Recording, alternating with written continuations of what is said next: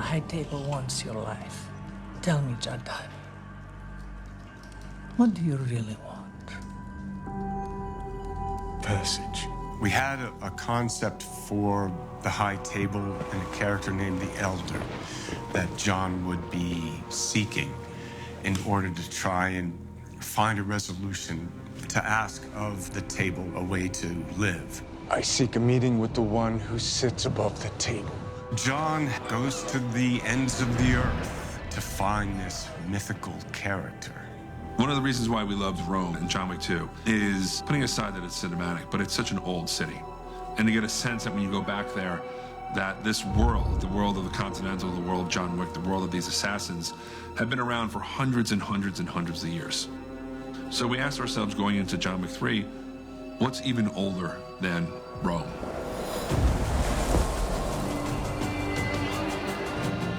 You know, one of the cradles of civilization is the Middle East, so we kind of went back, and our head of the high table, or someone even above our high table, would be from the Arabic culture.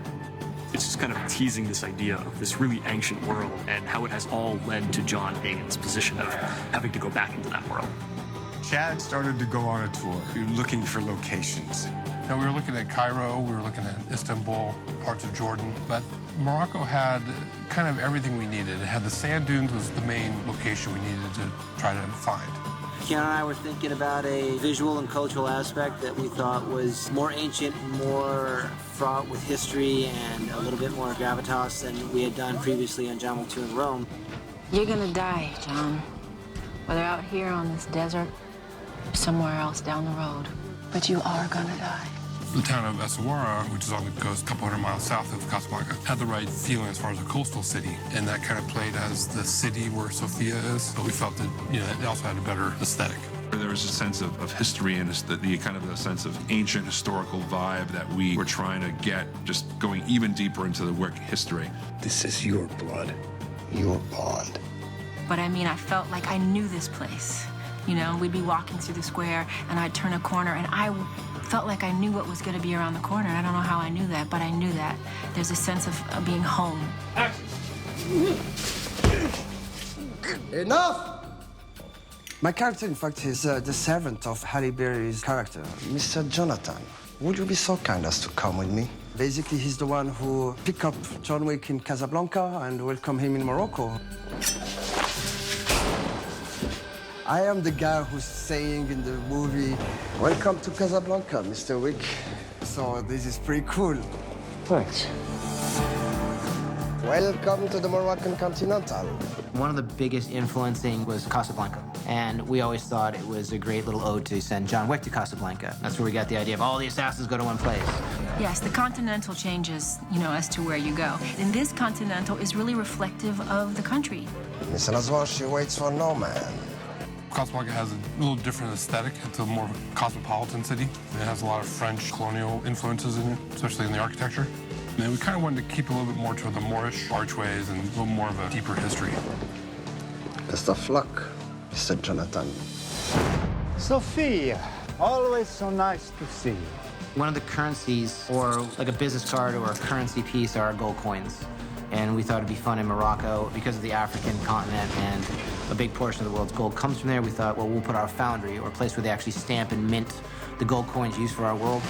So we see where a lot of these things like the markers and the gold coins kind of first come from. The idea of minting and having your own currency within our world was a big part of how we got the foundry. You see that coin? The first coin ever minted in this facility. Next to it, the first mark. Not easy to track down, believe me. Senor Barada, well, I think he was kind of almost outcast here, thrown out here by his papa I think he was probably causing a bit of trouble back home in Italy.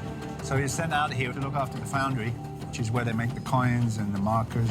When we went to see Barada, his office was open air. The set design was really innovative and quite beautiful, and they used every bit of what was there, and it felt real for that space. Barada's lair is something that is a historical landmark in Essaouira, which we turned into an office space at the top of a mountain, which is really interesting and cool. Yeah, well, I suppose a conventional office might have been a bit boring, whereas that set, it just isn't. It's like, wow, who is Barada? What kind of a guy is he? You know, how much power does he have? The Elder is not a man you find. He can only choose to find you. I had this vision of John Wick walking in a desert. I don't know where it came from, but I loved it. You know, John Wick in his suit, walking in a desert.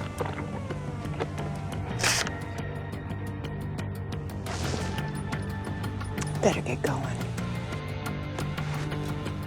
This was a pretty memorable scene. Keanu walking across the Sahara Desert.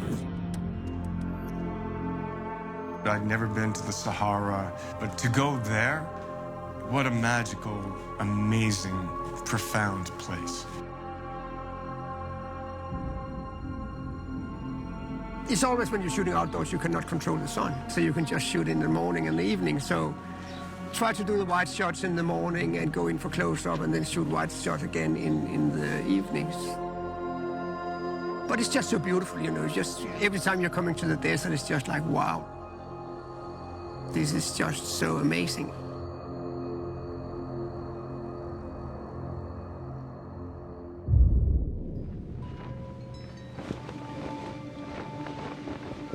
Don't worry, your weapon is still there.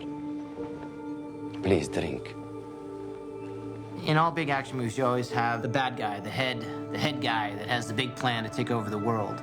My son, how have you come to be so lost? In the John Wick universe, no one's trying to take over the world. The world is. They exist. And we thought it would be great if our world had not only the financial, economical, kill or be killed side, but also the spiritual and the ethical side that guides the rules and keeps the order between the two worlds.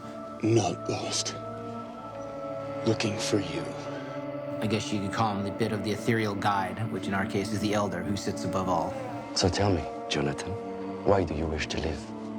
My wife, Helen. This character called the Elder, everyone I think expected a much older actor to play the role, and we thought it would be really fun and interesting to play against type and just have someone that was younger. So you seek to live for the memory of love? At least a chance to earn it. Saeed Taghmoui agreed to do the film, who, I mean, the guy's just full of life and someone who could be charming, charismatic, and dangerous. The cost of your life will be the death of others. The first of which will be the man they called Winston. Elder, it's one of those main guys of that organization. And it's very intriguing because he's young, but he's in charge. John Wick has to come to him and has to talk to him and has to listen to him. I will serve. I will be of service. So when Elder comes in, you better sit down and listen what he has to say, because he doesn't play around.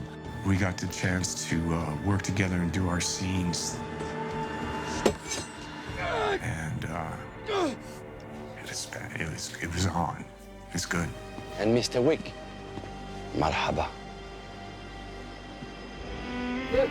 Okay. It's our last night in the northern tip of the Sahara Desert. Just finished the Elder scene with Keanu. We spent the last couple weeks prepping this. We had 30 camels, 40 tribesmen, our lead cast, and a crew of 200. We managed to get the scene despite 2 days of sandstorms, a lot of camels, and a lot of water. And the desert loves him. We weren't sure for the first 2 sandstorms if the desert loved us. Mustafa says the desert loves us. From a logistical level, it's been really challenging, but it was a blend of Marrakesh and Essaouira and the Sahara, which always is difficult. We had windstorms, we had unseasonable rain. We were told to shoot, go to North Africa. It never rains. You'll have perfect weather in October. And it rained almost every day. We had no rain cover. So we were constantly trying to pivot. As we discovered, there's a major rainy season in Morocco, which we did not know. That was news to us. Morocco was a rolling surprise. That we're glad we went there, and it looks great, but there were a lot of things that we did not anticipate. Shooting Morocco is really beautiful, super friendly people, and some amazing locations. I've had the most amazing time shooting some scenes that I think will redefine, you know, who I am as an artist, and I'm really happy to be here. It had its challenges, and the crew and everybody there was fantastic. For me to be in a John Wick suit, playing John Wick, walking in those sand dunes was a moment of my life.